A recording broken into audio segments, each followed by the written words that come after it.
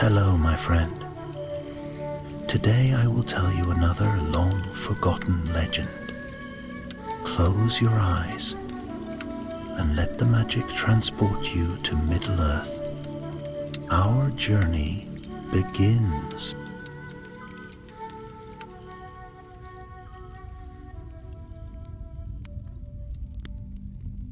In the years after the War of the Ring, when the banners of Gondor once more shone in the sun and the white tree blossomed in Minas Tirith, the shadow of Mordor did not altogether vanish.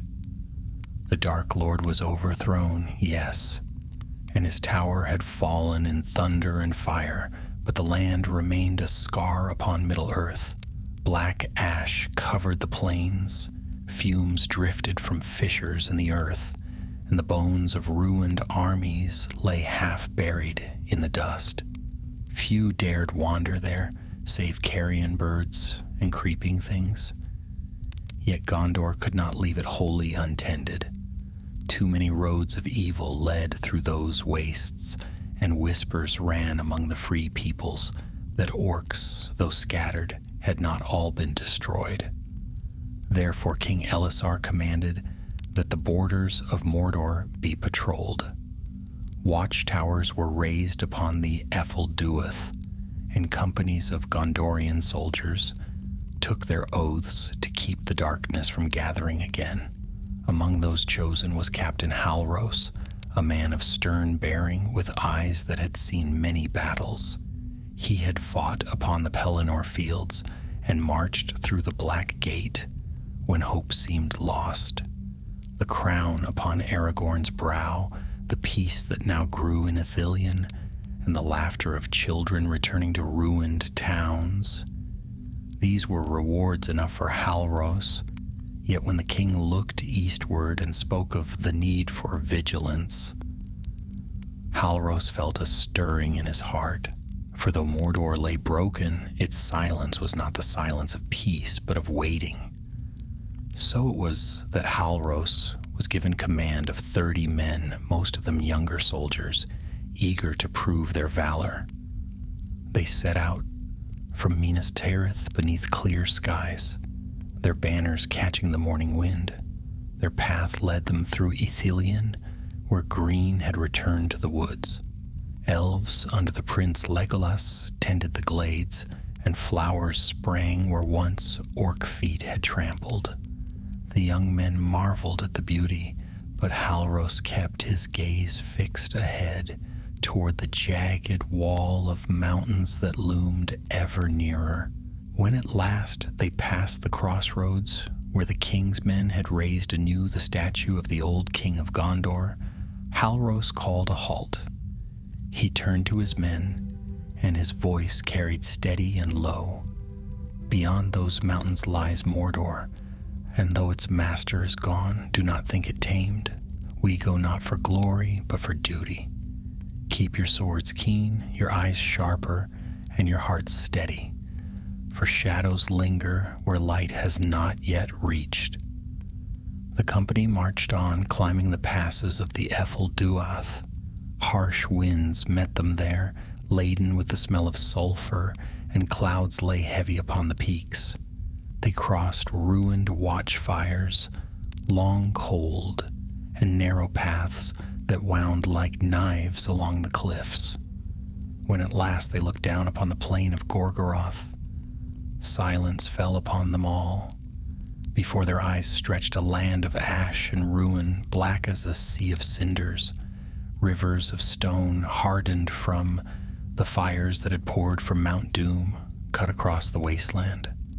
In the distance, the mountain itself stood, its peak broken, yet still sending up wisps of smoke that curled like dark fingers into the sky.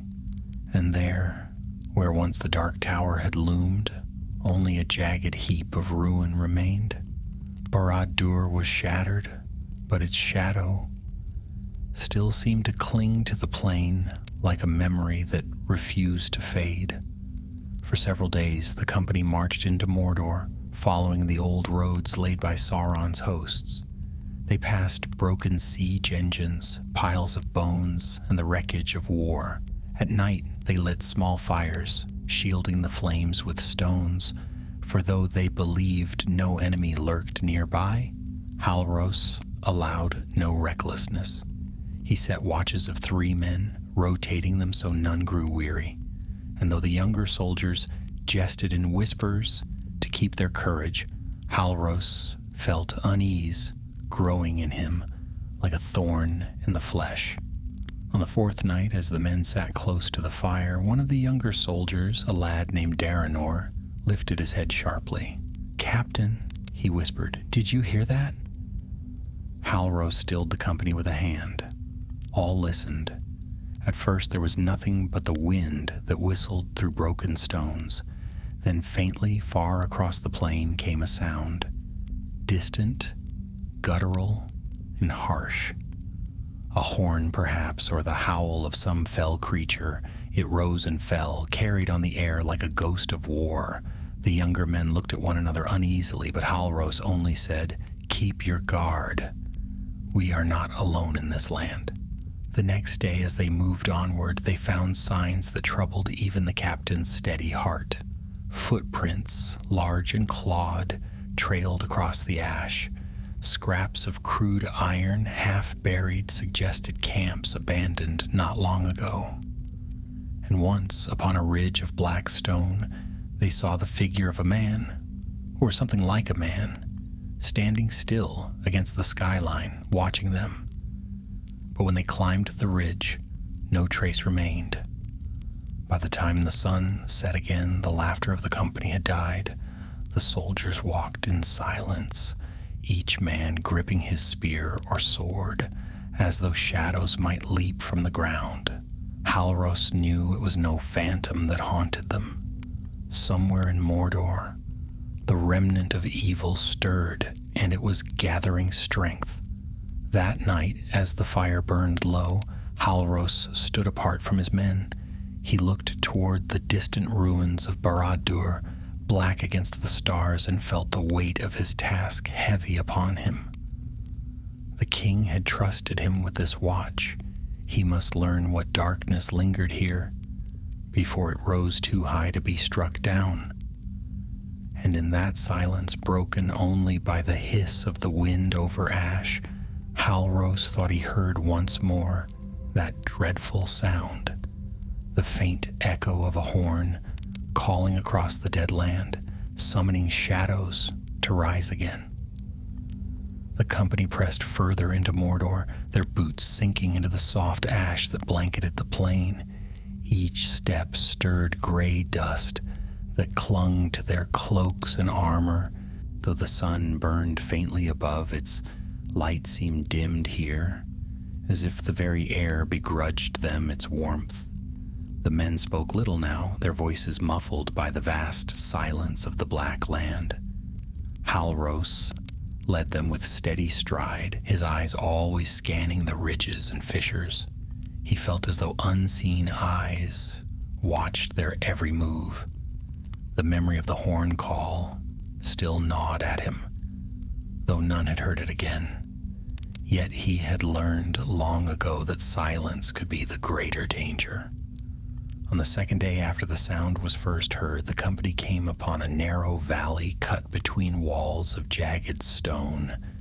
The ground sloped downward, and there, half buried in ash, lay the ruins of an orc camp. Crude tents of hide and bone had collapsed in heaps, and fire pits were filled with cold cinders. Spears of black iron jutted from the ground like thorns. Daranor, the keen-eyed youth, stooped to examine the ground. "Captain," he said quietly, "these fires are not old. See, the ash still clings to the wood. They were lit only days ago."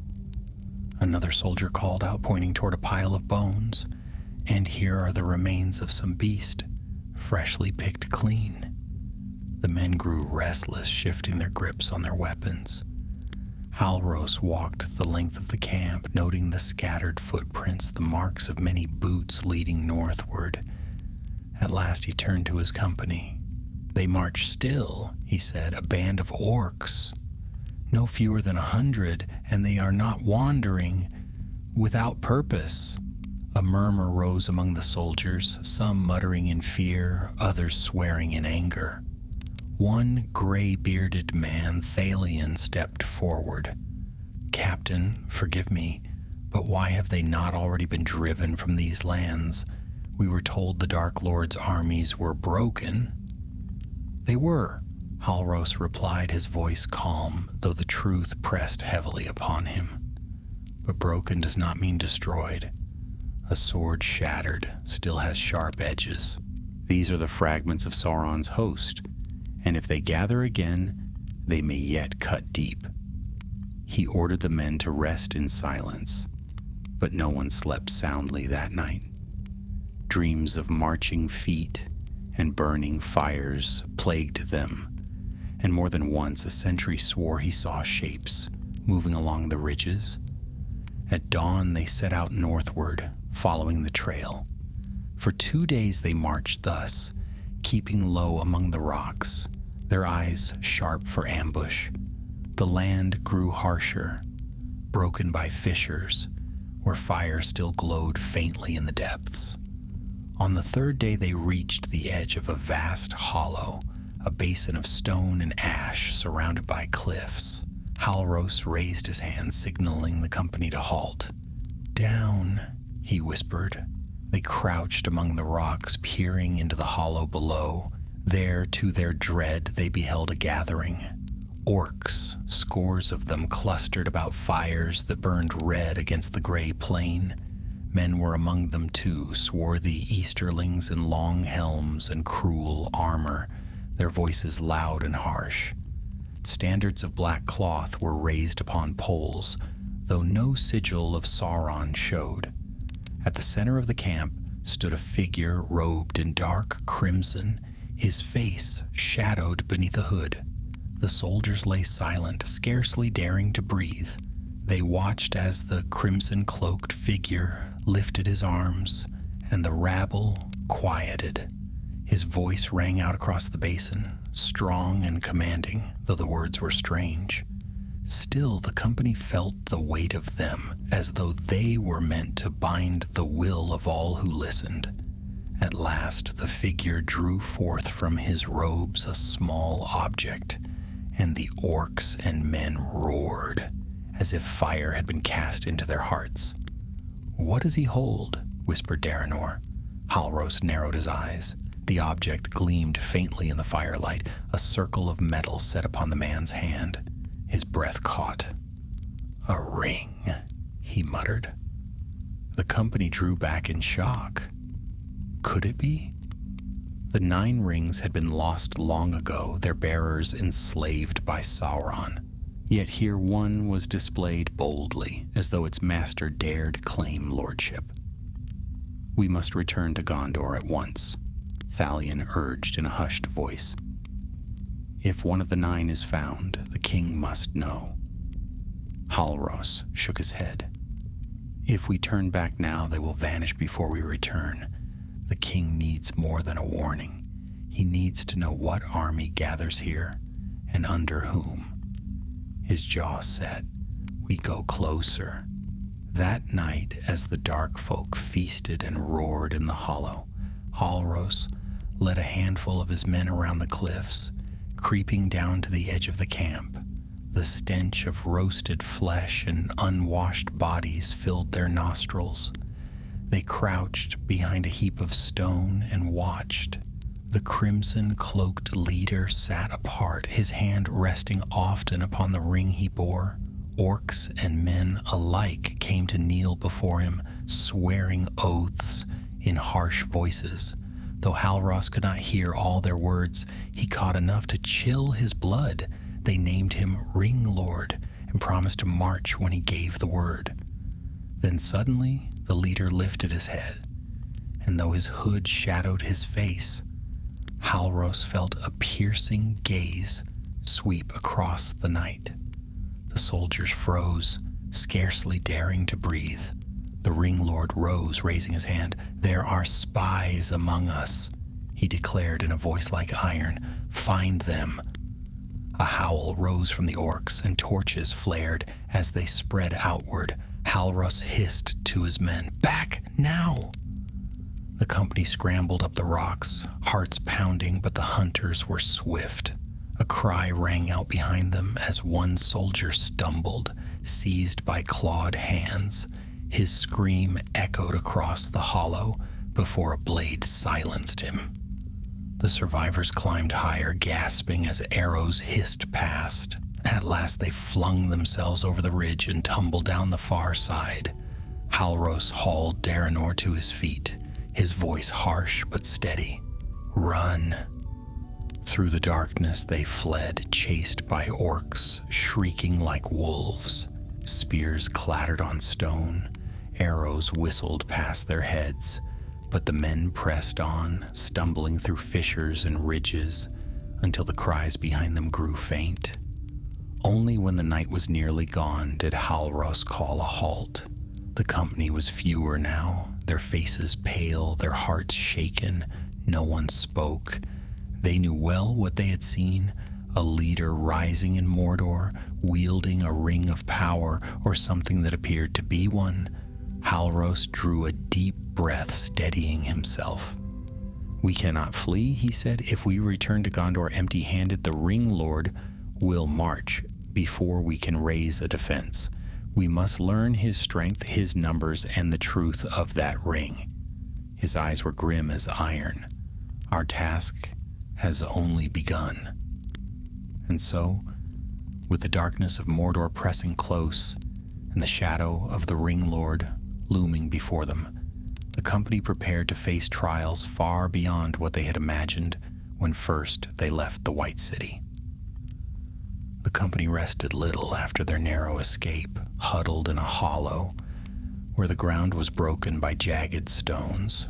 Their fire was no more than a flicker, hidden from sight, for none dared show a bright flame.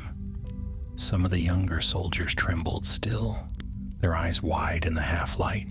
They had come to Mordor thinking the war was ended and that their task would be to patrol a dead land.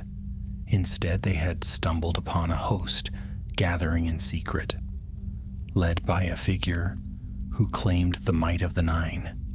Halros sat apart from the others, his back against a stone, his cloak drawn close. He studied the land around them, the ridges that hemmed them in, the fissures that split the ground, and weighed their choices. His company had already lost one man. More would fall if he chose wrongly. Daranor approached him hesitantly, kneeling beside him. "Captain," he whispered, "the men, they are afraid. They do not understand how such a thing could be. If the Nine were broken, how can this man wear one of their rings?" Halros looked at the boy. No, not a boy, though his face was young. War had made a soldier of him sooner than he deserved. "I do not know," he admitted quietly. "Perhaps he lies, and the ring is a forgery made to deceive, but I fear it could be worse. Sauron's malice ran deep. Not all his works are ended." Daranor's brow furrowed. "What shall we do then? We cannot fight them all." "No," Halros said, his voice firm, "but we can watch, we can learn. And when the time comes, we will strike. Not at their numbers, but at their heart." The young soldier nodded, though unease lingered in his eyes. He returned to the others, who clutched their weapons as if they feared they might be torn from them at any moment. By dawn, Halros had resolved his plan. They would shadow the enemy host, keeping to the ridges and broken land, gathering what knowledge they could. Only when they understood the true strength of the Ring Lord would they return to Gondor. The march was hard. For days they followed the black banners as they wound across the plains. The enemy host grew as they went, for small bands of orcs and Easterlings joined them along the way, drawn as moths to a flame. The company dared not draw too near, lest they be discovered, but from the ridges they counted numbers, more than 200 orcs, perhaps 50 men of the east, and others besides, wild-eyed creatures that had slunk from the deep places of Mordor. At night, when the campfires of the host burned red against the dark, Halros and his men watched from afar. They saw how the Ring Lord walked among his followers, how he raised his hand and silenced their quarrels with a single gesture. They saw how orcs who once would have clawed one another's throats now bent their knees together.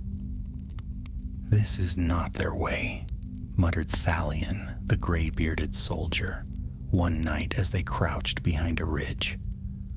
"Orcs hate one another almost as much as they hate us, yet here they obey, as if one mind guides them." "And so it is," Halros replied grimly. "The ring gives him power, or else the belief in it does. Fear binds them together, and that is a weapon as sharp as any sword.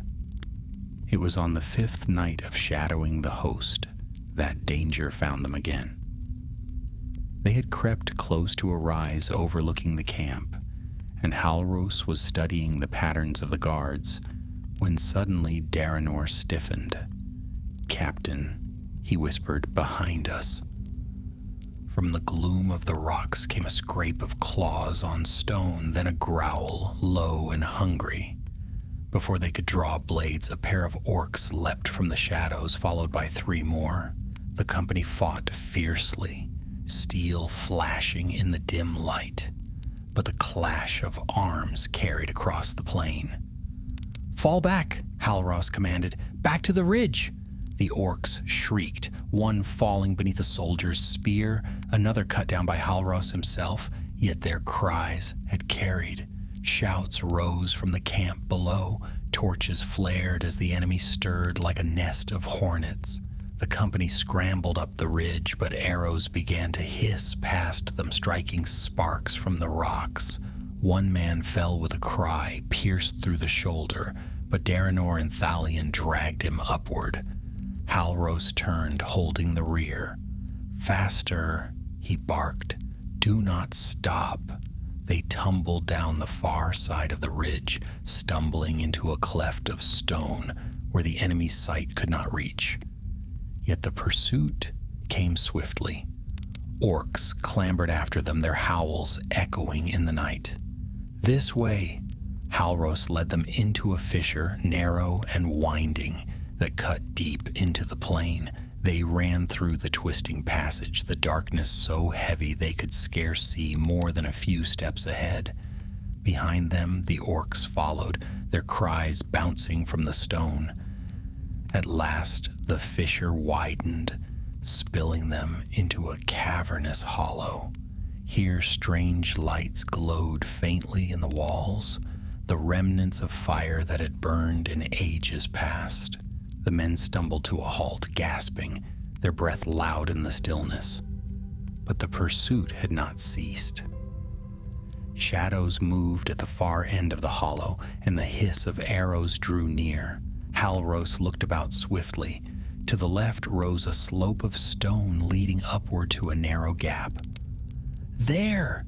he cried. "Climb!" The soldiers scrambled, dragging the wounded among them. Halros struck down an orc that lunged from the shadows, then followed, sword flashing as he covered the retreat. They squeezed through the gap one by one, emerging upon a high ridge. Below, the hollow swarmed with torches as the orcs spilled into it, their cries of rage filling the night. The company pressed on, climbing higher until at last they reached a ledge overlooking the plain. There they collapsed, exhausted, the wounded man groaning as Thalion bound his shoulder. Halros stood apart once more, gazing eastward. In the distance he saw the fires of the Ring Lord's camp still burning, and beyond them, faint and terrible, the jagged silhouette of Barad-dûr's ruins. "They will not stop now," he said quietly. "We are marked. The Ring Lord will hunt us until we are slain or silenced. But we cannot falter. We must know what power he truly holds, or Gondor will face a war unprepared." The men lifted their heads, weary but resolute. They had begun this march as guards upon the border. Now they were scouts in the heart of enemy land, carrying knowledge that might mean the salvation or the ruin of all they had sworn to protect.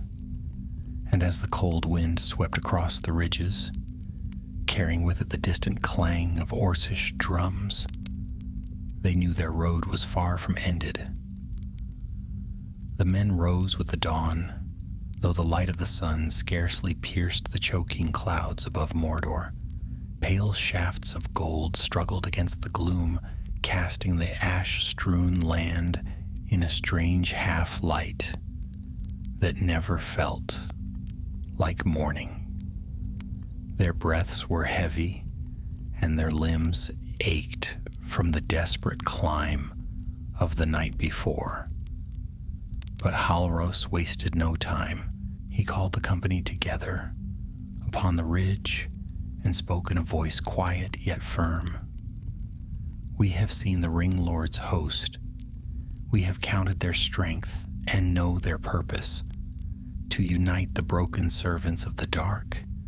We cannot turn back empty-handed, but neither can we walk openly, for they hunt us now. From this hour onward we move as shadows. Our task is to gather what more we can, then carry word to the king. Do you stand with me?" The men answered in low voices, weary but steadfast.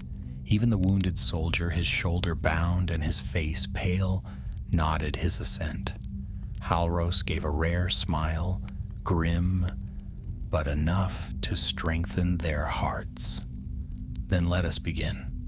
The company moved eastward, keeping to the ridges and gullies where the enemy could not so easily track them. Their food grew thin, hardtack and dried meat that crumbled into dust upon the tongue, but they rationed carefully, drinking sparingly from their skins. Though the land was dead, they found pools of water gathered in hollows of stone, bitter but drinkable.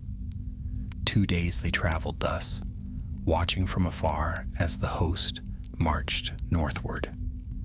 It became clear that the Ring Lord was not wandering aimlessly. His company kept to a steady path, moving toward the ruins of Barad-dûr itself. The sight of that dark heap upon the horizon sent a chill through every soldier. One evening, as the red glow of Mount Doom flickered across the clouds, Thalion muttered to Halros while they crouched beside a crag. Why would he go there? To the tower's remains? What purpose can he have among ruins and ash? Halros's gaze never left the distant silhouette, because Barad-dûr was more than stone. Sauron poured his malice into that fortress through long years, as poison seeps into a cup. Even shattered, it may hold secrets. Perhaps the Ring Lord seeks some remnant of power there, something to raise his banner higher. The older man grunted, and neither spoke further. The thought was too heavy. That night, when the others slept, Halros kept watch beside the small, smothered fire. Daranor stirred and rose to join him, his young face pale in the firelight. "Captain," he said softly, "do you truly believe the Ring Lord bears one of the 9? Halros studied the boy for a moment before answering. "I do not know. My heart tells me the 9 were bound wholly to Sauron, and with him they fell into shadow. But my eyes saw a ring upon his hand, and I saw how the sight of it kindled fire in the hearts of his followers. Whether true or false, it holds power enough." Daranor bit his lip. "If it is false, then he is nothing more than a deceiver. Deceivers have wrought great ruin before," Halros said, his voice low. "Even lies can build an army. if enough believed them. The youth shivered and drew his cloak tighter. Neither spoke again, until dawn broke gray across the plain. By the third day, the company had drawn close to the edge of the Gorgoroth plain. From here, the ruins of Barad-dûr loomed vast and terrible, like the bones of some fallen giant. Blackened stone lay strewn for miles, jagged as teeth, and among the wreckage, great pits yawned where the earth itself had collapsed. Smoke drifted from clefts in the ground, and the stench of sulfur hung heavy in the air. The Ring Lord's host had encamped upon the western approach, spreading their tents among the ruins. Halros and his men watched from a hidden vantage upon the cliffs. Torches burned like stars in the darkness, and the sound of drums carried on the wind. "There are more of them now," Thalion murmured, his eyes narrow. "More have joined him. I count near 300. Halros nodded grimly. "He grows stronger each day. Soon he will march." But what caught his gaze most was the Ring Lord himself. The crimson-cloaked figure moved often among the ruins, always with guards at his side. Once Halros saw him kneel upon the broken stones, pressing his hand against the earth, as though he sought to draw something forth. The sight troubled him deeply, for it seemed to him that the ruin itself shuddered beneath the man's touch, as though answering his call. That night, while the enemy feasted and the sound of their rough voices rose, Halros gathered his men in a hollow hidden by jagged stone. "We must learn what he seeks here," he told them. "If he has found some relic of the Dark Lord, Gondor must know. I will not send men blindly to their deaths. But if any would follow me into the ruins to uncover the truth, I will go." There was silence, then Thalion spoke. "You shall not go alone, Captain. I will stand with you." "I as well," said Daranor quickly. Others nodded, and though fear lingered in their eyes, not one turned away. Halros felt pride stir in his chest, though he showed it not. "So be it," he said. "We go at moonrise." When the hour came, they crept from their hollow, moving like shadows over the stone. The moon hung pale above, its light casting the ruins in silver and black. They slipped between jagged heaps, their breaths held, their ears straining for any sound. The camp of the host lay behind them, a sea of fires, but here in the ruins, the silence was deep and heavy. At last they came to a wide clearing where once the tower's foundations had stood. The ground was cracked and broken, great slabs of stone jutting upward like shattered bones, and there, upon the very heart of the ruin, stood the Ring Lord. He was alone, though his guards lingered at a distance. His hood was thrown back, revealing a pale, stern face, his eyes sharp and gleaming in the moonlight. Upon his hand, the ring shone faintly, and his lips moved in words too low to hear. His other hand rested upon a black stone, half buried in the earth, a remnant of Barad-dûr's foundation. Halros and his men crouched low, hearts pounding.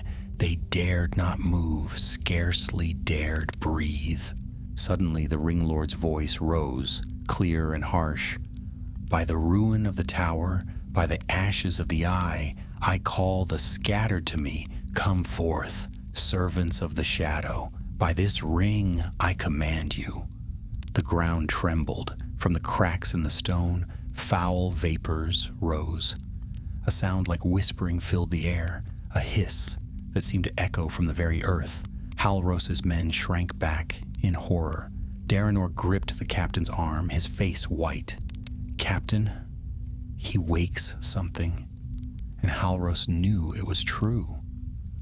The Ring Lord was not merely gathering an army.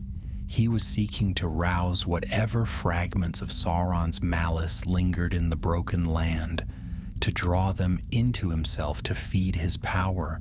The tremor grew stronger, stones shifting as though stirred by deep roots. The whispers swelled, twisting into voices half heard like the wailing of spirits. Halros's decision was swift. We must leave. Now. They crept back the way they had come, moving quickly yet silently, the sound of their retreat drowned by the rising whispers and the rumble of stone.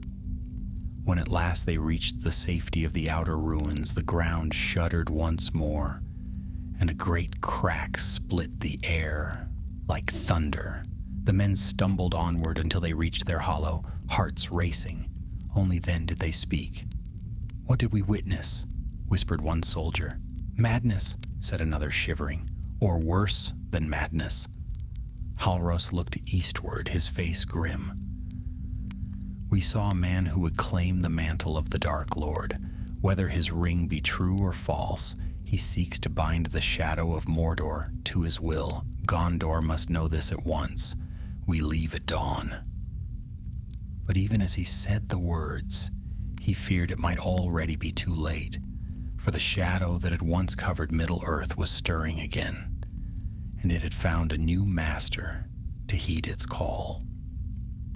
The dawn after the Ring Lord's ritual came slowly, as if the sky itself hesitated to brighten above Mordor. Pale light bled across the jagged horizon, but it gave little warmth and less comfort. The men of Gondor stirred wearily in their hollow, their faces drawn, their movements heavy. They had seen too much in one night, and none of them could forget the sound of those whispering voices that rose from the earth. Halros let them eat what little remained of their rations before he spoke. His own heart was heavy, but his duty pressed upon him like the weight of armor. "We march westward today," he said, his voice steady, though his eyes were grim. "Our task is clear. We have seen enough to know that Gondor must be warned. If the Ring Lord commands even half the strength he claims, and if he rouses the shadow of Mordor itself, the realm must be ready. We will make for the pass at Shirith Ungol. From there, we can reach Ithilien in safety." A murmur of relief spread through the soldiers, though it was muted by exhaustion. Some of the younger men allowed themselves small smiles, as though the promise of turning homeward had lifted a stone from their hearts. But Halros raised his hand for silence. "Do not mistake the road ahead," he continued. "The Ring Lord hunts us still. His scouts will range far, and orcs know these wastes better than we. We must move swiftly, quietly, and with unyielding watch. The journey will not be easy." The men nodded, their momentary hope tempered by the truth. They packed their scant belongings, slung shields upon their backs, and followed their captain westward into the wasteland. For 2 days they marched across Gorgoroth, keeping to the ridges and broken lands where they might pass unseen. The air grew hotter the nearer they came to Mount Doom, where fires still smoldered beneath the cracked slopes. Ash fell like snow from the sky, clinging to their hair and beards, coating their cloaks until they looked like statues of stone. The silence of Mordor was never complete. At times they heard distant rumbles, as though the mountain shifted in its sleep. At others, cries echoed faintly across the plain, the harsh voices of orcs, the clang of iron, the baying of wargs. Once at dusk, they saw torches winding far below, the Ring Lord's scouts sweeping the land like hunters seeking prey. That night they took shelter in a cave cut into the side of a ridge. The air within was cool, though it stank faintly of sulfur.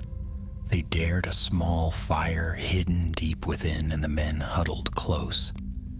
"Captain," Darnor said softly, his face pale in the glow. What if we do not reach the pass? What if they catch us before we bring word to the king? Halros met his gaze evenly. Then we die in Mordor, but Gondor is not blind. Others watch the borders. Even if we fall, the king will learn in time. We may buy him days or weeks, and that may be enough. Do not let fear bind you, Daranor. Fear is the Ring Lord's greatest weapon. Hold fast to your courage, and you will not be his thrall. The young soldier swallowed and nodded, though the shadow in his eyes did not wholly lift. It was the third day of their westward march when the hunters found them. The company had paused at midday beside a ravine where a trickle of water seeped from the rock. They drank sparingly, filling their skins, and were about to rise when a cry rang out above. Orcs burst from the ridge, their black bows raised, their cruel faces twisted with glee. Shields, Halros shouted. Arrows hissed down, clattering off bronze and steel. One man fell with a shaft in his thigh, another with an arrow grazing his cheek. The company scrambled to cover, raising shields over their wounded. More orcs appeared at the far end of the ravine, snarling as they brandished jagged swords. They mean to pen us in, Thalion growled. Not while I breathe, Halros answered. He pointed toward a cleft in the rocks, where the ravine narrowed to a steep path. There, break through. We make our stand beyond. The men surged forward, shields locked. Orcs rushed to meet them, shrieking, but Gondorian steel bit deep. Halros cut down one, then another, his sword flashing in the dim light. Daranor fought at his side, his blade steady, though his hands trembled. The clash was fierce and brutal. Orcs fell, but so too did men. One soldier was struck from behind, dragged down beneath clawed hands. Another staggered with an arrow in his chest, gasping his last breath. Yet the company pressed on, driven by their captain's voice. At last they burst through the narrow cleft, stumbling into a wide hollow beyond. The orcs followed, howling, but here the men had space to form a line. Shields braced, spears ready, they stood shoulder to shoulder. "Hold!" Halros cried. "For Gondor!" The enemy crashed upon them, and the hollow rang with the sound of steel. Orcs snarled and clawed, their black blades flashing, but the line held. Thalion struck down a brute twice his size, while Daranor drove his sword into another's chest with a cry of desperation. At last, after what seemed an endless struggle, the orcs faltered. Their numbers thinned, their courage broke, and they fled snarling into the rocks. The company stood panting, bloodied and battered, but alive. Halros wiped his blade and looked upon his men. They had lost 3, and 2 more were wounded, but the rest still stood. Pride stirred in his chest, though sorrow weighed upon him. He sheathed his sword and spoke quietly. "They will return with greater numbers. We must move before nightfall. Gather the fallen. None will be left to the carrion." The men obeyed. Though grief lined their faces, they bore their dead upon cloaks, carrying them gently, and left the hollow behind. As the sun set, painting the sky with streaks of fire, Halros climbed a ridge and looked westward. The mountains rose in the distance, black against the fading light. Shirith Ungol lay beyond them, and beyond that, Ithelion's green woods. Hope stirred faintly in him, though it was a hard and bitter hope, but as he turned to descend, his heart grew heavy. For far to the east, near the ruins of Barad-dûr, he saw a glow, red and unnatural, burning against the night. The Ring Lord was at work still, and each day his power grew. Halros knew then that their journey was a race, not merely against the hunters who pursued them, but against the rising of a new shadow. If they did not reach Gondor in time, the White City itself might face war once more. And so, beneath the darkening sky of Mordor, the weary company pressed onward, bearing their dead, their wounded, and the weight of knowledge that might save or doom the realm. The company's pace quickened as the days passed, though their bodies grew weaker with each mile. They carried the weight of their fallen upon cloaks for as long as they could, until the ground itself made it impossible. With heavy hearts they laid their dead within a hollow of stone, covering them with rocks and ash. Halros spoke no long words, only a brief prayer to the Valar. But his voice carried strength, and the men bowed their heads in silence. "Rest now," he said softly, his hand resting upon the cairn. "You fought bravely, and Gondor shall not forget." When they rose again to march, the company was smaller, but their resolve had grown all the harder. No one complained of hunger or weariness. Each man knew their survival meant little if their warning never reached the White City. The land pressed in around them with cruel hostility.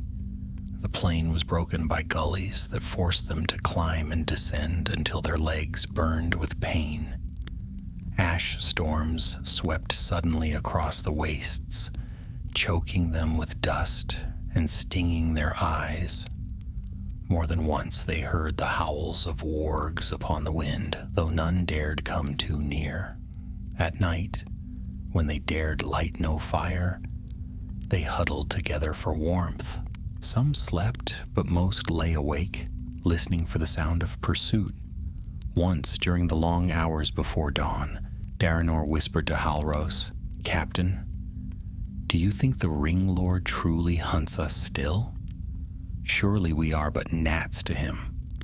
Halros turned his gaze eastward toward the faint red glow of Barad-dûr's ruins. "Never think yourself safe because an enemy seems great," he answered. "A gnat may sting, and a sting may fester. If the Ring Lord fears that word of his, rising will reach the king, then yes, he hunts us. And he will not cease until we are silent." Daranor shivered and pulled his cloak tighter.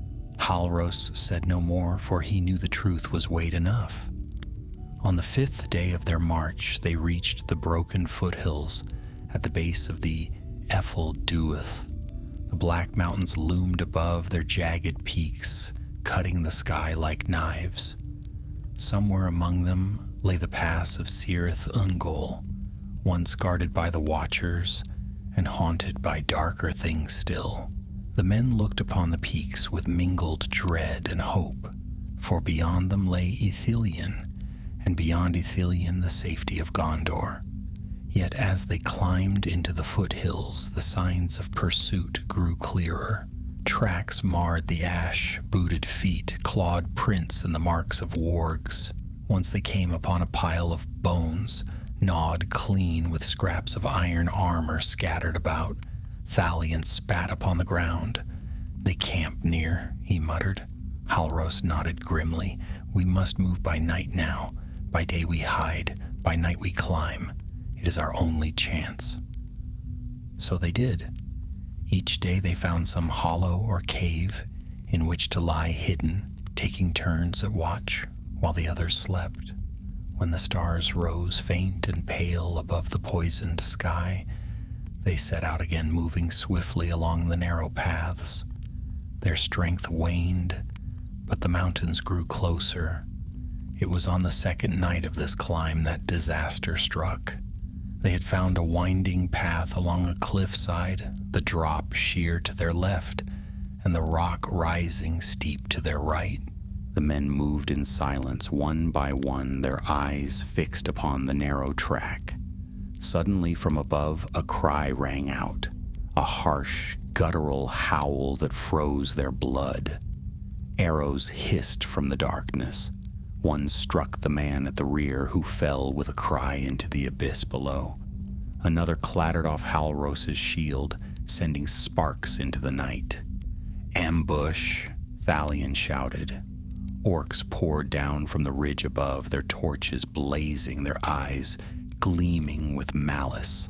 They leapt upon the company from the rocks, snarling, blades flashing. Halros raised his sword. "Hold the line! Fight them back!" The path was too narrow for a wide battle. Men and orcs clashed in a deadly struggle, their blades ringing in the night. Daranor drove his sword into one foe, shoving the body over the edge, while another soldier braced his shield against two attackers at once. Halros fought like a man possessed, his blade cutting arcs of silver through the torchlight. But more orcs poured down, their shrieks echoing. An arrow struck one of the wounded, felling him where he stood. Another man staggered with a spear in his side, collapsing against the cliff. "They will overwhelm us!" cried Thalion. Halros saw the truth of it. Their position was hopeless. With a sharp command, he ordered, "Down the slope, to the gully below." The men obeyed, breaking from the path and scrambling down the steep incline. Rocks tumbled beneath their boots as they slid into the darkness, arrows whistling around them. Orcs followed, howling with bloodlust, their torches flaring like fireflies. Against the night, the company tumbled into the gully, panting and bloodied. Halros raised his sword again, rallying his men. "Form ranks, hold them here." They did, standing shoulder to shoulder at the gully's mouth. The orcs came screaming down upon them, but here the men held firm. Spears thrust, blades cut, shields braced, and the gully became a slaughter ground. Orc after orc fell, their bodies piling in the dust. At last the enemy faltered, their courage breaking against Gondorian steel. They fled back up the slope, leaving their dead behind. The gully fell silent save for the labored breaths of the survivors. Halros lowered his blade, his chest heaving. Of the company, fewer than half now remained. Their faces were gray with exhaustion, their armor dented, their weapons stained. Daranor leaned upon his sword, trembling, his eyes wide. "Captain," he gasped, "we cannot go on like this. They will destroy us before we reach the pass." Halros placed a hand upon his shoulder, steadying him. "They will destroy us if we falter. We have but one road, and we must walk it to the end. The Ring Lord will not rest, and neither shall we, not until Gondor is warned." The young soldier nodded weakly, drawing strength from his captain's voice. As dawn broke, they hid once more in the shadows of the gully. Halros sat apart, gazing eastward where the faint red glow still burned upon the horizon. He thought of the Ring Lord kneeling upon the ruins, of the whispers that rose from the earth, and of the shadow that stirred. His heart was heavy, but his will was iron.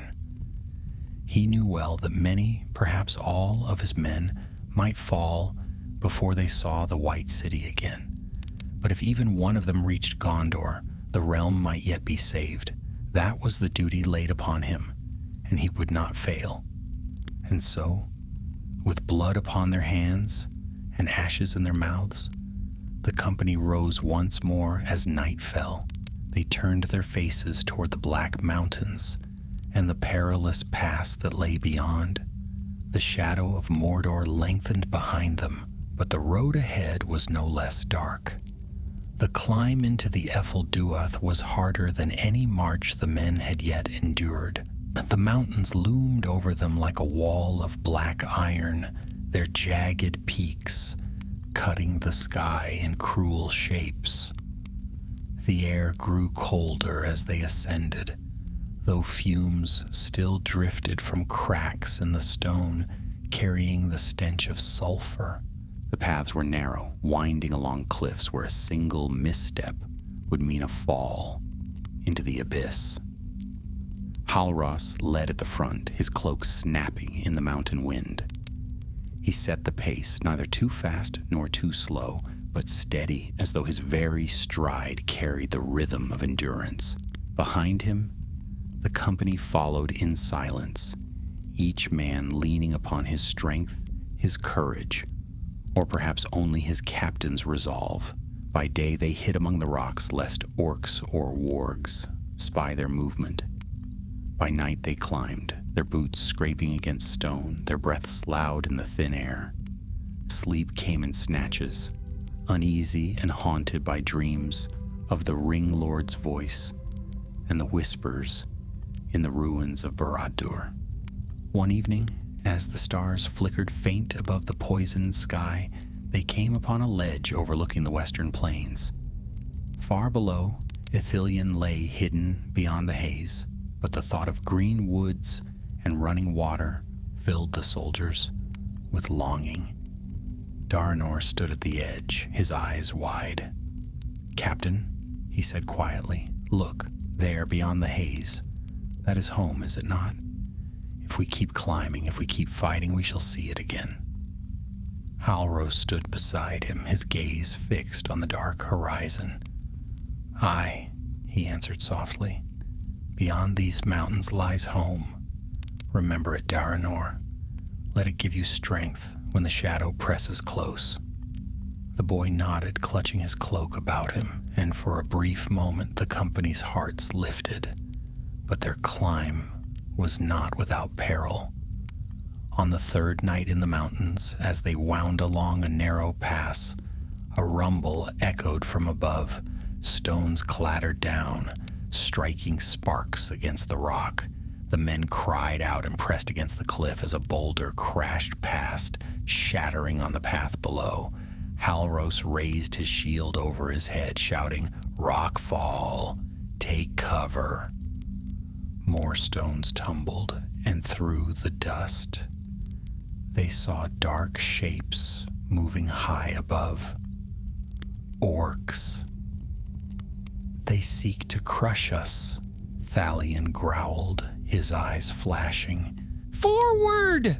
Halros commanded. "We cannot linger here! Run!" The men sprinted along the path, the cliff rising on one side and the abyss yawning on the other. Stones rained down, striking shields and helmets. One man stumbled, struck upon the shoulder, but Daranor seized his arm and dragged him onward. At last they reached a bend where the path widened into a small hollow. Halros turned his men there, raising shields against the falling stones. Arrows hissed down, striking sparks, and the orcs jeered from the heights. "Back, foul creatures!" Halros cried, loosing a spear upward. It struck one of the shadowed figures, and the orc fell shrieking into the abyss. The others snarled, but their rain of stones faltered. At last they drew back, vanishing into the darkness. The company stood panting, battered but alive. Halros lowered his shield, his eyes grim. "They know we climb," he said. "They will not cease until we are destroyed." Thalion wiped blood from his brow and spat. "Let them try. Gondorian steel is not so easily broken." Yet even as he spoke, the men knew their strength was waning, their food was gone, their water scarce, and their wounds many. Still they pressed on, for what choice remained? To falter was to die, and to die here was to let Gondor fall unprepared. 2 nights later they reached the base of a sheer cliff, where a narrow stairway wound upward. The steps were ancient, carved into the stone in ages past, worn by time and war. They climbed a single file, their eyes fixed upon the heights. At the summit of the stair stood a black archway, half ruined, its stones cracked and weathered. Beyond it lay the pass of Shirith Ungol. The men paused, staring upward in silence. The place reeked of old evil. Halros raised his hand. "This is our road," he said. "Steady now, keep close, and do not falter." They climbed the stair in silence, each step echoing against the cliffs.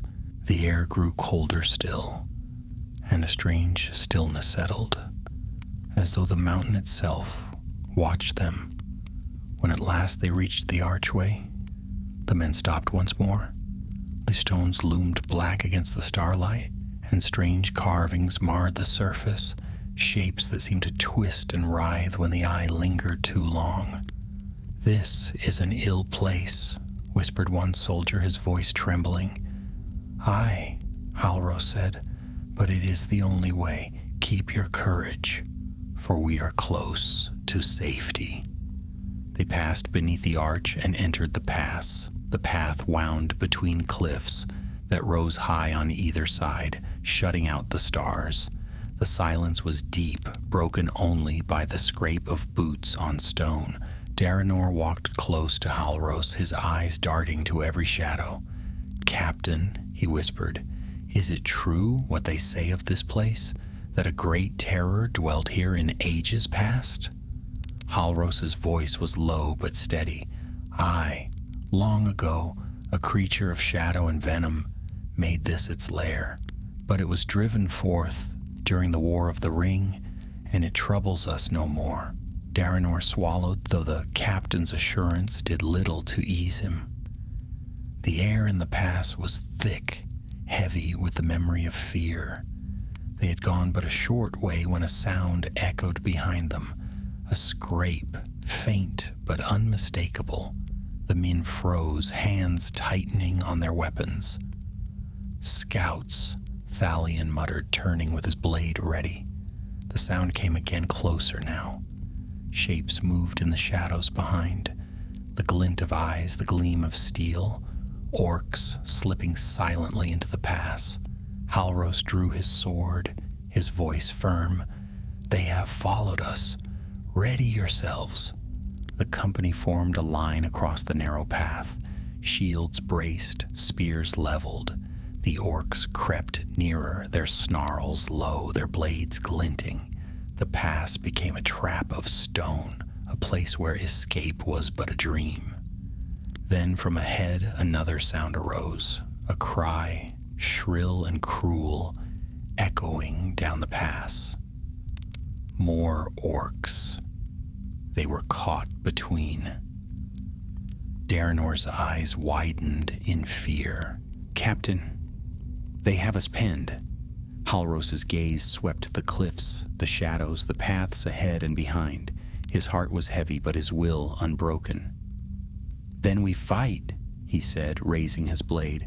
"For Gondor." The orcs came on, and the pass rang with the clash of steel.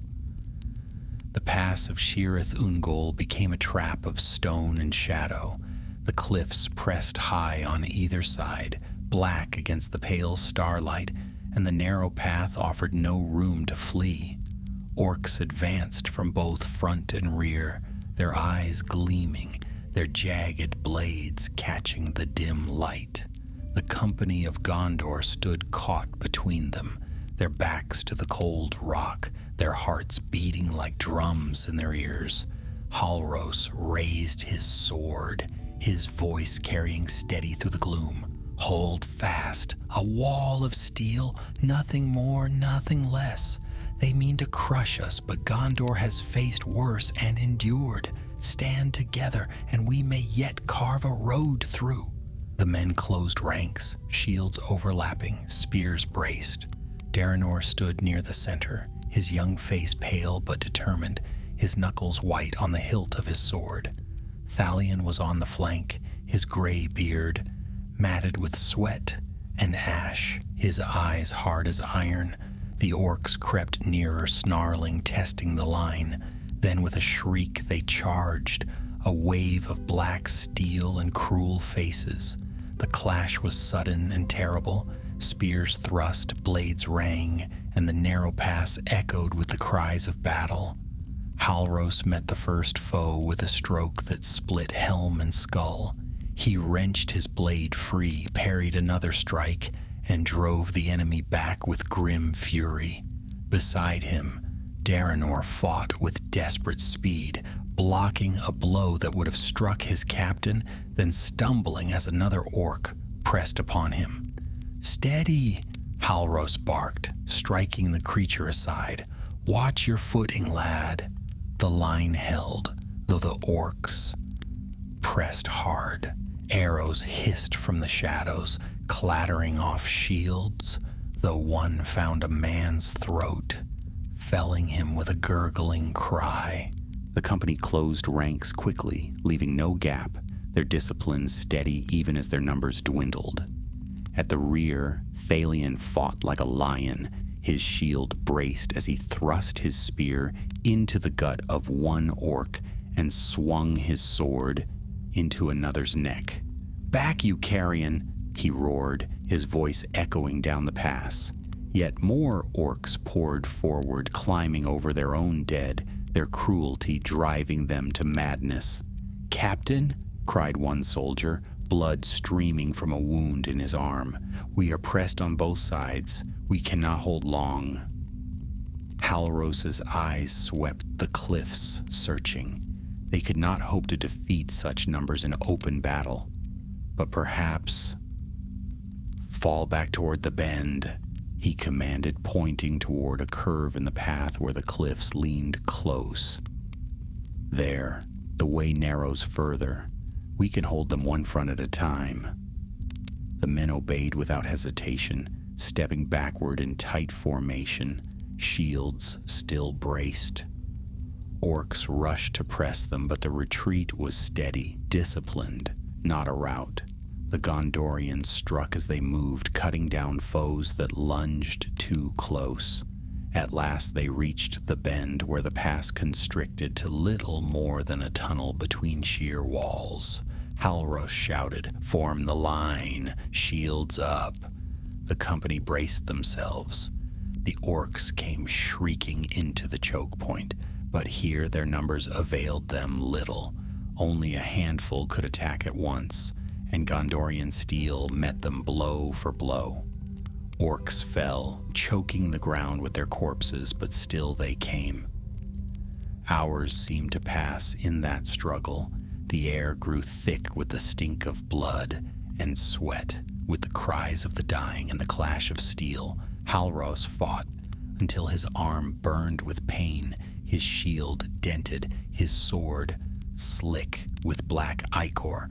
Daranor stumbled and nearly fell, but the captain dragged him upright, shouting, "Stand, lad! Gondor endures."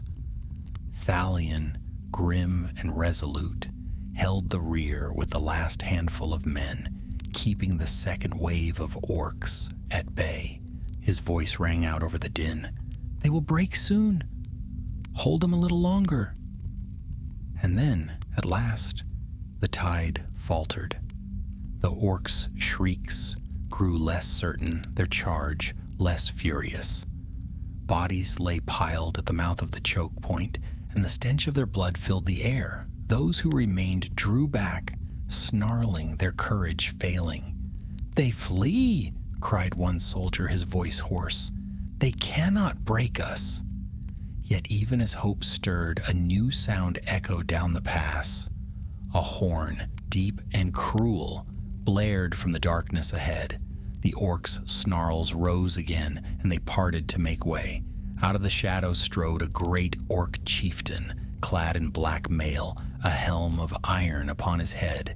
In his hand he bore a cruel axe, its edge notched and stained. He roared a challenge, his voice like thunder, and the orcs howled in answer. Halros's heart sank, but he raised his sword high. "Then we stand against him," the chieftain charged, his axe swinging in a deadly arc. The blow struck Halros's shield with such force it nearly broke his arm. He staggered, then countered with a thrust, but the orc parried with brutal strength. The two clashed like hammer and anvil, sparks flying in the dark. The company shouted encouragement, their voices lifting as their captain fought. Daranor darted in, striking at the chieftain's side, but the brute knocked him away with a backhand blow that sent him crashing against the rock. Halros pressed the attack, his blade flashing again and again. At last, with a cry, he drove his sword into the chieftain's chest, piercing mail and flesh. The orc roared, swinging wildly, then collapsed with a crash that shook the ground. For a heartbeat, silence filled the pass.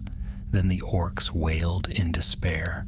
Their chieftain slain, their courage broke, and they fled, shrieking into the night. The company stood panting, bloodied and weary, but alive. Halros pulled his blade free, his chest heaving, his face pale with exhaustion.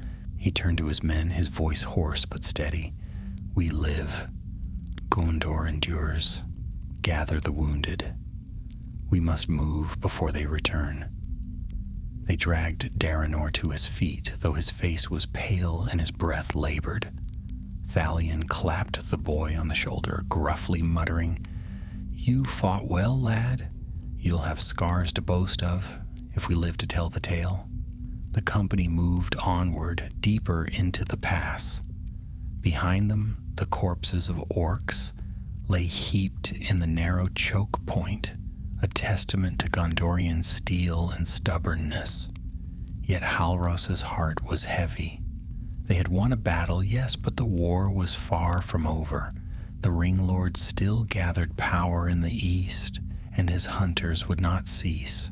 Each step westward was a victory, but each step carried them closer to the edge of despair. And as the company pressed on into the dark heart of the mountains, Halros knew that the hardest trials yet lay before them.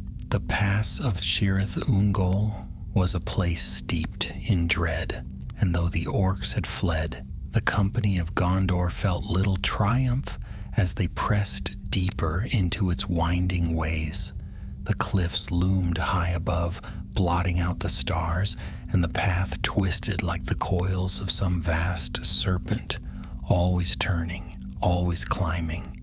The air was close and heavy, carrying a stench of decay that clung to their throats. Daranor stumbled often, leaning upon Thalion's arm, for the blow he had taken in the fight with the chieftain had left him weak. His head lolled, but his spirit endured. Each time his feet faltered, he forced himself upright with stubborn pride. Thalion muttered encouragement, gruff and low, though his eyes flicked often toward Halros. The captain walked ahead, his back straight, his sword at his side, his gaze fixed ever forward. The company was smaller now than when they had set forth from Minas Tirith. Of 30 men, fewer than half remained, and of those several bore wounds that would have laid lesser soldiers low. Yet they followed still, bound by duty and the iron will of their captain. That night they found a hollow beneath an overhang of rock where they might rest unseen. No fire was lit, for the enemy's eyes might be near, and the men huddled close against the cold. In the silence, faint sounds echoed through the pass, the drip of water, the scrape of loose stones, and at times something stranger, a skittering, faint but sharp, as though claws scratched across stone. More than once a man stirred, glancing into the dark, his hand upon his sword.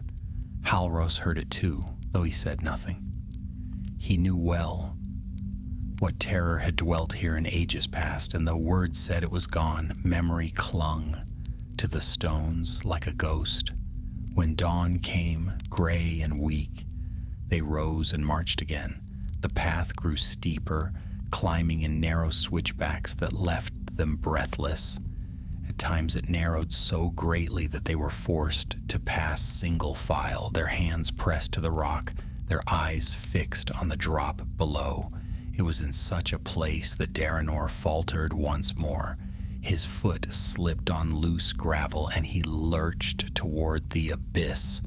With a cry, Halros spun and seized his arm, hauling him back with grim strength. "Steady, lad," he said, his voice low but firm. Look at me, not at the drop, one step at a time. Daranor's face was pale, his breath ragged, but he nodded. I will not fall, Captain. Not here, not while Gondor waits for us. Halros's grip tightened on his arm. Then he released him, giving a rare nod of approval. That is the spirit. Hold fast to it. They climbed on hour after hour until at last the path widened into a high plateau.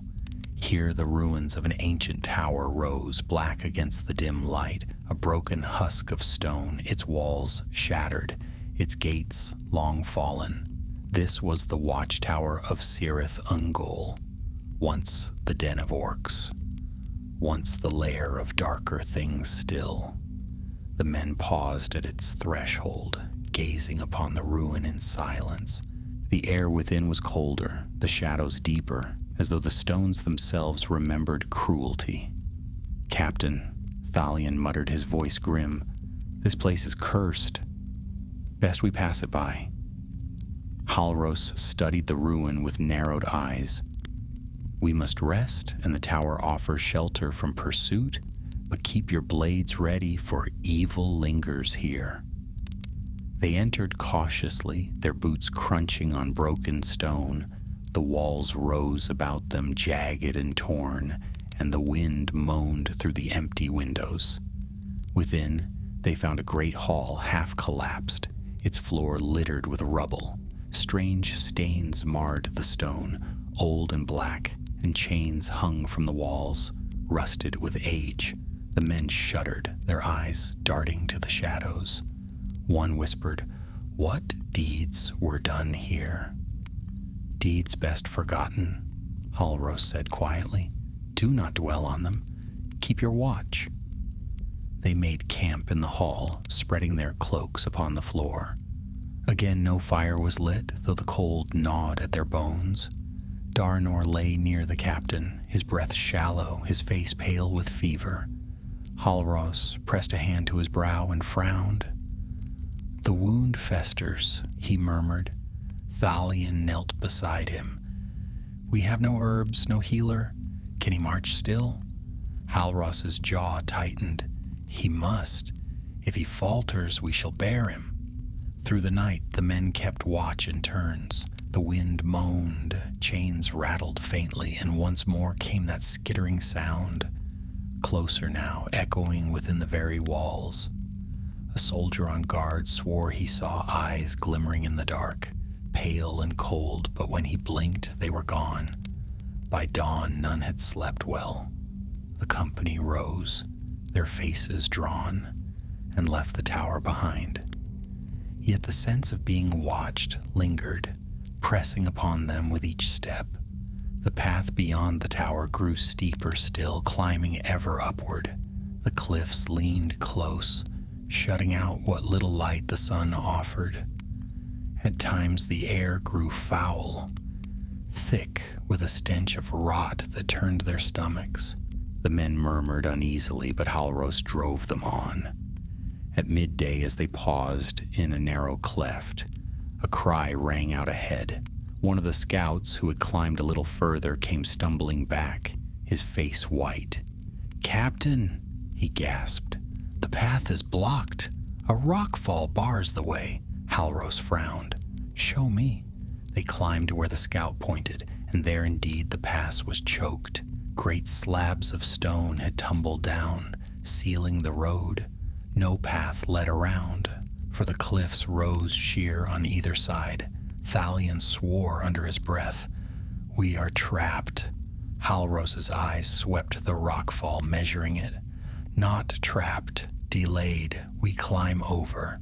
The men exchanged uneasy glances, but none gainsaid him. One by one they began to scale the rocks, their hands scrabbling for holds, their boots slipping on loose stone. Halros went first, showing the way, his strength steady even as his limbs ached with weariness. Halfway across, a cry rang out behind.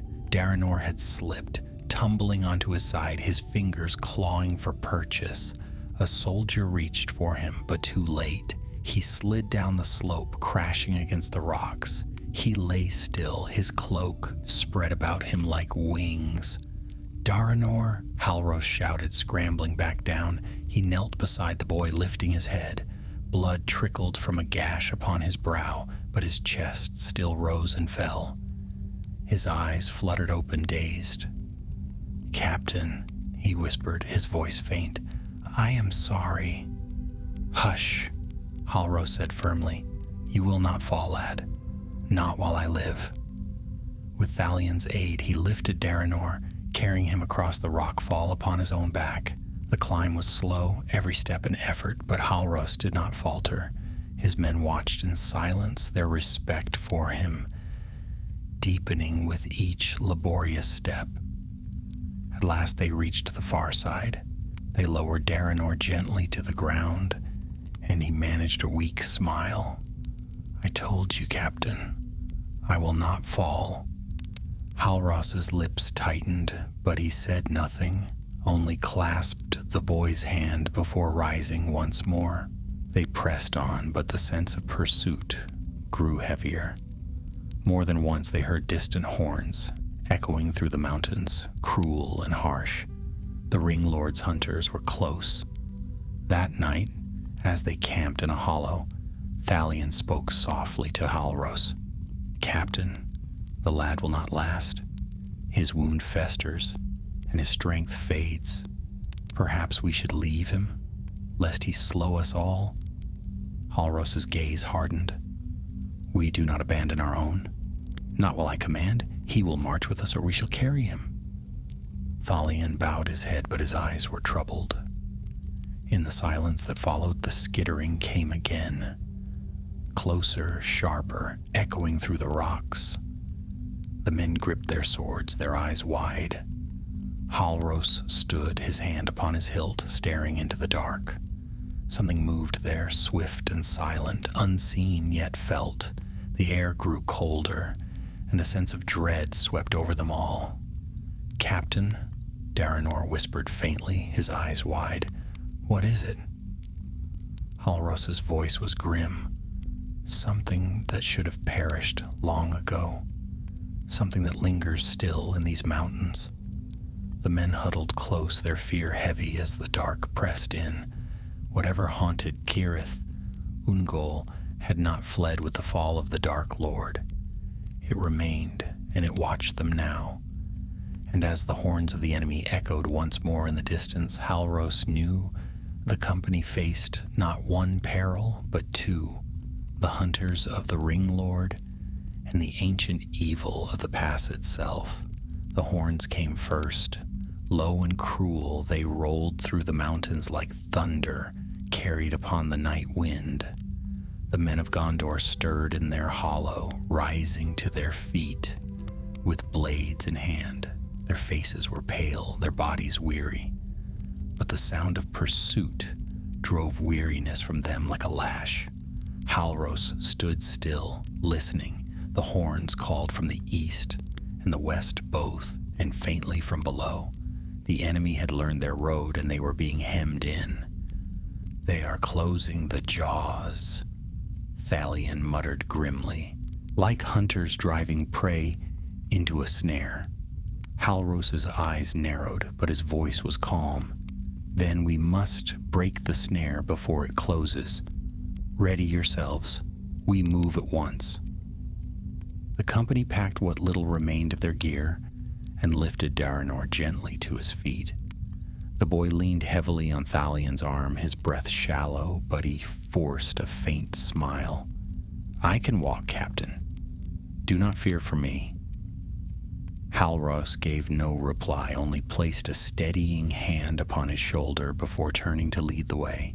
They set out into the pass once more, their boots scraping against the stone, their eyes darting to every shadow. The horns grew louder as they climbed, echoing back and forth through the cliffs, until it seemed the very mountains mocked them.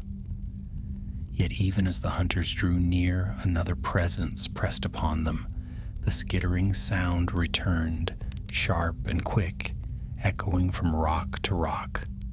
At times they glimpsed movement in the shadows, a pale gleam of eyes, a flicker of something vast and dark that slipped behind a boulder before the gaze could fix upon it. The men muttered uneasily, their courage fraying. "It stalks us," one whispered. "Some beast of shadow. I can feel its eyes upon me." "Silence," Halros said curtly, though his own hand tightened upon his hilt. He had fought many foes, but this was something older, something fouler. The memory of tales stirred in his mind, of a great spider that had haunted these heights, a spawn of darkness that even Sauron had not tamed. Word was it had been driven back during the War of the Ring, but perhaps not slain. Perhaps it lingered still, hungry and watchful. The company climbed on, their nerves strung taut as bowstrings. Behind them the horns blared again, nearer now, and faint cries carried upon the wind, the harsh voices of orcs, baying for blood. Night deepened, the stars hidden by cloud, and the pass grew black as pitch. The men stumbled in the dark, their hands upon the shoulders before them, until Halros raised his hand for them to halt. "Listen," he whispered. The horns had ceased. Silence lay heavy upon the pass, broken only by the men's ragged breathing. Then slowly, another sound rose, a hiss, long and low like steam escaping from a crack. It came from ahead, echoing through the dark. The men stiffened, their blades trembling in their hands. Daranor whispered, "Captain, what is it?" Halros's gaze was fixed on the blackness ahead. His voice was grim. "A foe older than these mountains. Stay close. Do not falter." They advanced cautiously, their eyes straining. The path widened into a great cleft, the walls rising high on either side. And there, at the far end, something stirred. 2 points of pale light gleamed in the dark, high above the ground.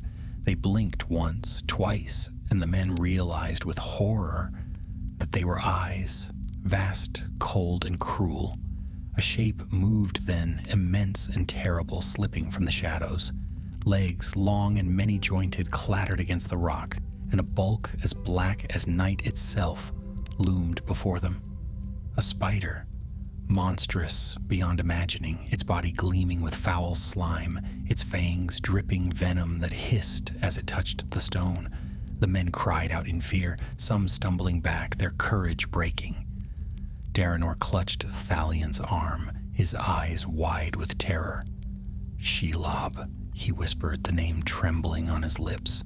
Halros's jaw tightened. He raised his sword high, his voice cutting through the fear. "Stand fast. It is flesh and blood as we are. It can bleed and it can die. Gondor does not fall to fear." The great spider hissed, its fangs clicking, its eyes gleaming with malice. Then it lunged. The men braced, their spears thrusting upward. One struck its leg, piercing the foul flesh, and black ichor spurted forth. The spider shrieked, a sound that shook the very stones, and lashed out with another limb, hurling the soldier aside like a doll. Halros leapt forward, his blade flashing, and drove it deep into the joint of another leg. The beast reared back, thrashing, and the men swarmed, striking with all their might. Yet the spider was vast, its limbs many, and its strength terrible. It struck again, felling one man with its fangs, the venom burning him to ash. Another was crushed beneath its weight, his cry cut short. The company fought fiercely, but each blow seemed only to enrage it further. "Captain!" Thalion roared, his sword hacking at a limb. "We cannot hold it." Halros gritted his teeth, parrying a limb that struck with the force of a hammer. "Then we do not hold, we break through, strike at its eyes, blind it."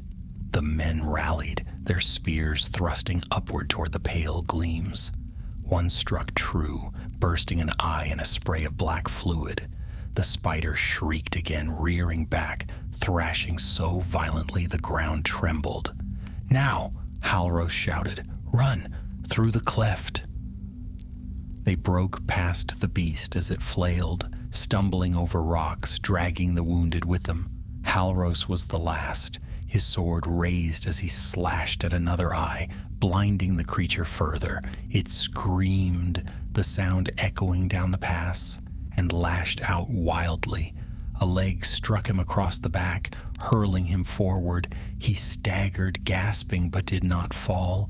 The company fled into the narrow path beyond, the spider's shrieks pursuing them, though it did not follow far. Its bulk was too great for the narrow ways, and it clung instead to the cleft, hissing, its eyes gleaming with hatred. At last they stumbled into a wider hollow, collapsing in exhaustion. Daranor lay pale, his breath ragged, and 2 more men were dead. The survivors sat in silence, their eyes wide, their hearts pounding still with terror.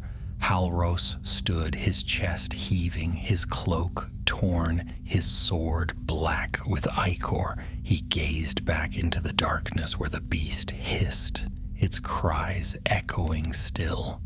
"We have faced the shadow of old," he said quietly, "and we live. But the Ring Lord's hunters draw near, and we cannot linger. Rise, men of Gondor. Our road is not yet ended." They rose slowly, their limbs trembling, but they obeyed.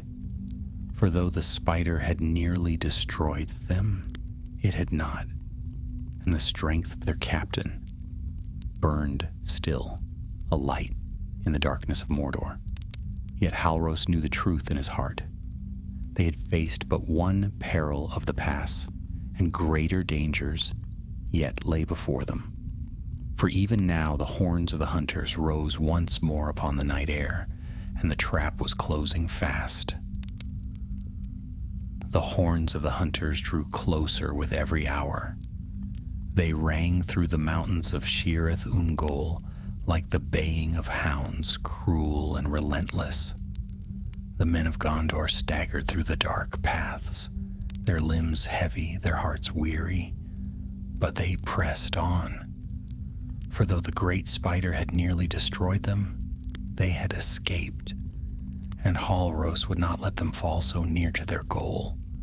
The pass wound ever upward, a twisting road of broken stone and jagged cliffs. At times the stars showed faintly through gaps in the peaks, cold and distant, reminders of a world beyond Mordor's shadow. The thought of Ithelion's green woods and Gondor's shining city stirred the men's hearts. Though their bodies ached with exhaustion, Daranor was carried now, his wound too great for him to walk. Thalion bore him across his shoulders, grim and silent, his old strength carrying him step after step. The boy's eyes fluttered open at times, and he whispered faint words, but his voice was faint, like a flame flickering in the wind. Halros led the way, his sword always ready, his eyes fixed upon the dark road. He heard the horns, he heard the shouts of the enemy behind, and he knew the trap was nearly closed. If they did not break free soon, all would be lost. At last, near dawn, they came to a high ridge where the path widened. From there, they looked westward, and for the first time they saw beyond the mountains. Far below lay the land of Ithelion, veiled in morning mist. Trees stood tall, rivers glimmered faintly, and the first light of day painted the horizon with gold. The men stopped, staring in silence. Some wept openly, their tears cutting clean paths through the ash upon their faces. Even Thalion bowed his head, his shoulders trembling beneath Daranor's weight. "Home," whispered one soldier, his voice breaking. So close, and yet. Halros stood tall upon the ridge, his eyes fixed upon the green land. Then he turned, his face set. "We are not safe yet. The enemy is upon us." Here we make our stand, or else we shall never see Gondor's gates again." The men nodded, their resolve hardening. They spread along the ridge, bracing shields, setting spears, their backs to the dawn. The horns grew louder now, echoing through the pass, and soon the enemy appeared. First came the orcs, snarling and shrieking, their blades raised high. Behind them marched Easterlings in cruel armor, their faces painted red, their spears gleaming, and at their center, upon a black horse, rode the Ring Lord. His crimson cloak billowed, his pale face stern and cruel, his eyes gleaming with malice. Upon his hand the ring shone faintly, catching the light of dawn. He raised it high, and a cry went up from his followers, a roar of devotion that shook the mountains. Halros's heart tightened, but he raised his sword high, his voice steady. "Men of Gondor, we stand at the gate of our land. Here we hold, here we fight, here we show them that Gondor endures." The enemy charged. The clash was thunderous. Orcs swarmed up the ridge, their blades ringing against Gondorian shields. Spears thrust, swords cut, and cries filled the air. The men fought with the fury of desperation, each knowing their lives were the price of Gondor's safety. Halros cut down foe after foe, his blade flashing in the dawn. Beside him, Thalion fought like a man possessed, his sword hewing through orc and Easterling alike. Daranor, though wounded, crawled to the side of the ridge and loosed arrows from a fallen bow, each shot striking true. The Ring Lord rode forward, his horse rearing, his ring raised high. His voice rang out over the din, harsh and commanding. "Fall, men of the West, fall before the power of the Nine." The men faltered, their courage shaken, for the ring gleamed with a terrible light, and fear washed over them like a wave.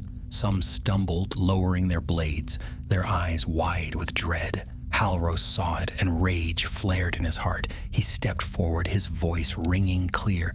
"It is a lie! Look upon him, men of Gondor. That ring is no master of shadows. It is a bauble, a trick. Will you cower before falsehood, or will you stand for your king, your land, your kin?" His voice cut through the fear, steady and strong. The men rallied, their courage returning, their blades lifting once more. The Ring Lord snarled, his eyes narrowing. He spurred his horse forward, bearing down upon Halros with sword raised high. The captain met him in the center of the ridge, steel flashing against steel. Their duel was fierce and swift. The Ring Lord struck with strength born of fury, his blade whistling through the air, but Halros parried each blow, his own strikes driving the foe back. The Ring Lord raised his hand again, the ring gleaming, but Halros did not falter. With a cry, he struck, his blade slicing across the Ring Lord's hand. The false ring flew free, clattering upon the stone. The enemy host gasped, their voices faltering. For in that moment the truth was laid bare. The ring was nothing more than iron, shaped to deceive. Halros seized it, holding it high for all to see. "Behold your master's power," he cried, his voice carrying across the ridge. "A trinket, a lie, you follow a shadow, and shadows cannot rule the light." The orcs wailed, their courage breaking. The Easterlings faltered, looking to one another in confusion. The Ring Lord screamed in fury, his pale face twisted with rage. He lunged again at Halros, but the men of Gondor surged forward, their blades striking as one. The Ring Lord fell beneath their steel, his cry echoing as he tumbled from the ridge into the abyss below. For a moment silence reigned. Then, slowly, the enemy broke. Orcs fled, shrieking into the mountains. Easterlings cast down their spears and ran. The ridge was left strewn with bodies. the dawn light shining upon the bloodied stones. The company of Gondor stood trembling, their armor dented, their numbers few. Of 30 who had set out, only a handful remained. Thalion sank to one knee, his sword broken, his chest heaving. Daranor lay pale upon the ground, his strength spent, but a faint smile touched his lips. Halros lowered his blade, his eyes sweeping the field. His voice was quiet, heavy with both sorrow and pride. It is done. Gondor endures. The shadow is broken for now. They gathered their dead, burying them with what honor they could, and then turned westward down the mountain paths into Ithilien. The road was long still, but their hearts lifted as they saw green once more. In time they would return to Minas Tirith, bearing word of all they had seen, of the Ring Lord, of his false ring, of the armies he had nearly gathered, and of the peril that still lingered in Mordor. The king would know, and Gondor would stand watch ever after, for though Sauron was gone, the shadow would always seek to rise again, and so the tale of Captain Halros and his company passed into the annals of Gondor, a tale of vigilance and sacrifice, of courage against despair, and of men who stood upon the edge of Mordor and did not falter. The shadow had risen once more, but it was cast down by the valor of the few, and though evil would never wholly vanish from the world, neither would the light, for as long as men remembered, Gondor endured.